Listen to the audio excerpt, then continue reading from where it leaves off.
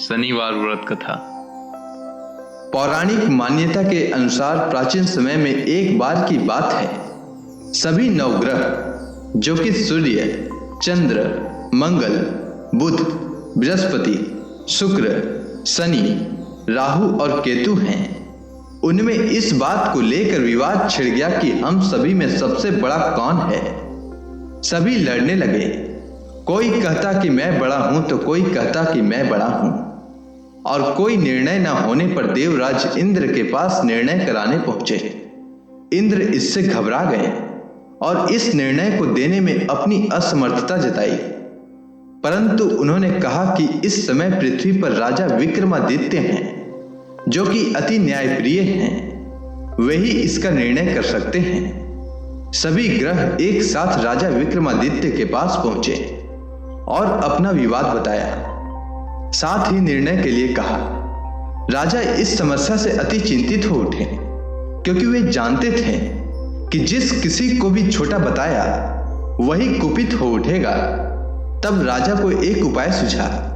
उन्होंने स्वर्ण, रजत, कांस्य, पीतल, सीसा, रांगा, जस्ता, अभ्रक और लोहे से 9 सिंहासन बनवाए और उन्हें क्रम से रख दिया। फिर उन सभी से निवेदन किया कि आप सभी अपने अपने सिंहासन पर स्थान ग्रहण करें। जो अंतिम सिंहासन पर बैठेगा वही सबसे छोटा होगा। लौह सिंहासन सबसे बाद में होने के कारण शनि देव सबसे बाद में बैठे तो वही सबसे छोटे कहलाएं। उन्होंने सोचा कि राजा ने यह जानबूझकर किया है। उन्होंने कुपित होकर राजा से कहा, राजा, तू मुझे नहीं जानता। सूर्य एक राशि पर 1 महीना, चंद्रमा 2.25 महीना, मंगल 1.5 महीना, बृहस्पति 13 महीना व बुध और शुक्र 1-1 महीने विचरण करते हैं, परंतु मैं 2.5 से 7.5 साल तक रहता हूं। बड़े बड़ों का मैंने विनाश किया है। श्री रामचंद्र जी की 7.5 आने पर उन्हें वनवास हो गया। रावण की आने पर उसकी लंका को बंदरों की सेना से परास्त होना पड़ा। अब तुम सावधान रहना, क्योंकि अगला विपत्ति तुम पर आने वाला है। ऐसा कहकर कुपित होते हुए शनि देव वहां से चले गए। अन्य देवता खुशी खुशी वहां से गए। कुछ समय बाद राजा की 7.5 आई। तब शनि देव घोड़े के सौदागर बनकर वहां आए। उनके साथ कई बढ़िया घोड़े थे। राजा ने यह समाचार सुन अपने अश्वपाल को अच्छे घोड़े खरीदने की आज्ञा दी। उसने कई अच्छे घोड़े खरीदे। वह एक सर्वोत्तम घोड़ा राजा को सवारी के लिए दिया। राजा ज्यों ही उस पर बैठा, वह घोड़ा सरपट वन की ओर दौड़ा।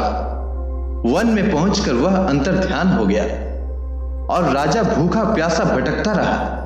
तब एक ग्वाले ने उसे पानी पिलाया। राजा ने प्रसन्न होकर उसे अपनी अंगूठी दी। वह अंगूठी देकर राजा नगर को चल दिया और वहां अपना नाम उज्जैन निवासी वीका बताया। वहां एक सेठ की दुकान पर राजा ने जल इत्यादि पिया और कुछ विश्राम भी किया। भाग्यवश उस समय सेठ की बड़ी बिक्री हुई। सेठ उसे खाना इत्यादि कराने खुश होकर अपने साथ घर ले गया। वहां उसने एक खूंटी पर देखा कि एक हार टंगा है, जिसे खूंटी निगल रही है। थोड़ी ही देर में पूरा हार गायब हो गया। जब सेठ वापस आया तो उसने देखा कि हार गायब है। उसने समझा कि वीका ने उसे चुराया है। उसने वीका को कोतवाल के पास पकड़वा दिया। फिर राजा ने उसे चोर समझकर हाथ पैर कटवा दिए। वह चौरंगिया बन गया और नगर के बाहर फिकवा दिया गया। वहां से एक तेली निकल रहा था, जिसे दया आई और उसने वीका को अपनी गाड़ी में बैठा लिया। वह अपनी जीभ से बैलों को हाँकने लगा। उस समय तक राजा की शनि दशा समाप्त हो गई। वर्षा काल आने पर वह मल्हार गाने लगा। तब वह जिस नगर में था वहां की राजकुमारी मन भावनी को वह मल्हार इतना भाया कि उसने मन ही मन प्रण कर लिया कि उस राग गाने वाले से ही विवाह करेगी।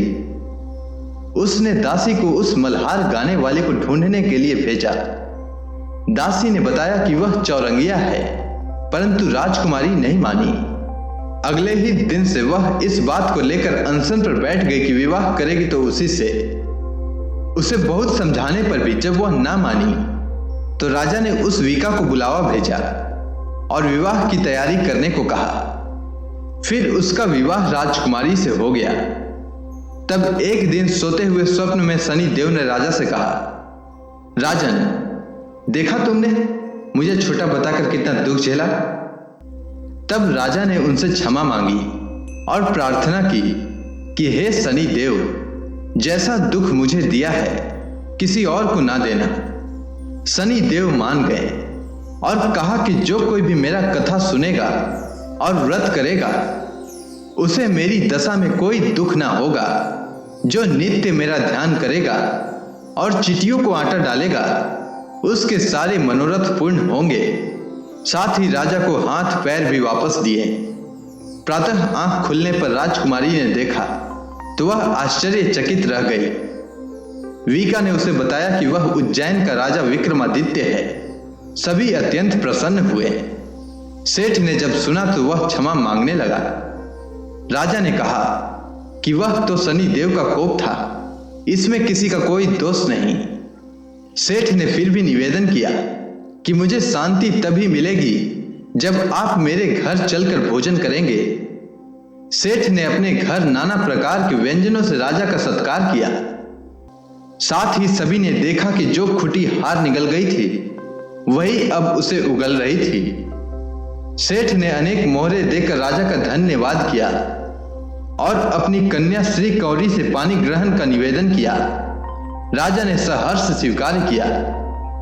कुछ समय पश्चात राजा अपने दोनों रानियों मन भावनी और श्री कौरी सहित उज्जैन नगरी को चल दिए। वहां पूर्ववासियों ने सीमा पर ही उनका स्वागत किया। सारे नगर में दीप जलाए गए और खुशियां मनाई गई। राजा ने घोषणा की कि मैंने शनि देव को सबसे छोटा बताया था, जबकि असल में वही सर्वोपरि हैं। तब से सारे राज्य में शनि देव की पूजा और कथा नियमित होने लगी।